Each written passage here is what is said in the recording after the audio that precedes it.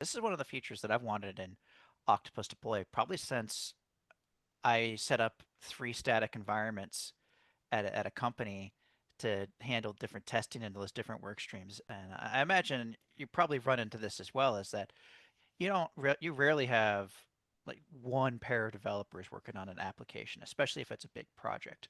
Oftentimes you have multiple pairs or multiple developers working on different feature branches, working on different bits and pieces, and they kind of need their own shared testing environment to get feedback from, because not too many QA people that I know of are really fond of connecting directly to my machine, because it could be down, it could be all those other different types of things. And so they want to push something up, they want to get feedback, they want to make sure, yes, I am building the right thing before I merge it into main, before I've gone through the whole ceremony of doing all of that, because you have to do the pull requests, you have to, probably pass all the security validations and do everything like that. You want feedback as fast as possible. And so with ephemeral environments, what we're allowing you to do is basically create these short-lived ephemeral environments within Octopus Deploy in a native way. Now, I've come up with ways to hack it in there, but this is a much more native way it's very nicely supported.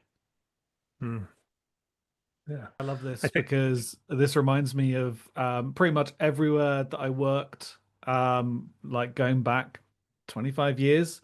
There's a whiteboard somewhere where everyone competes for an environment to put something on to show it to people. Yeah. It's like it's always a problem. Like everyone's working on something a little bit different, and they just want to show it to someone. They want to show a stakeholder, or they want to get it in front of some testers.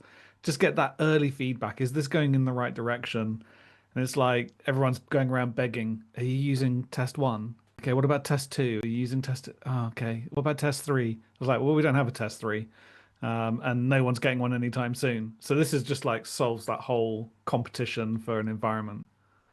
Well, it also, because you can name environments based off your branch name. And hopefully you're creating your branch name that's more than just, Bob J. Walker 1 or something like that.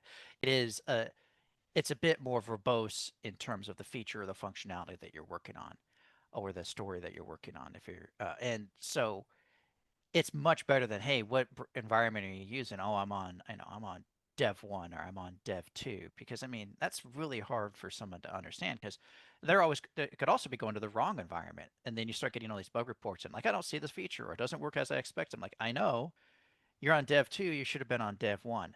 And now we're leveraging the branch name on something like this.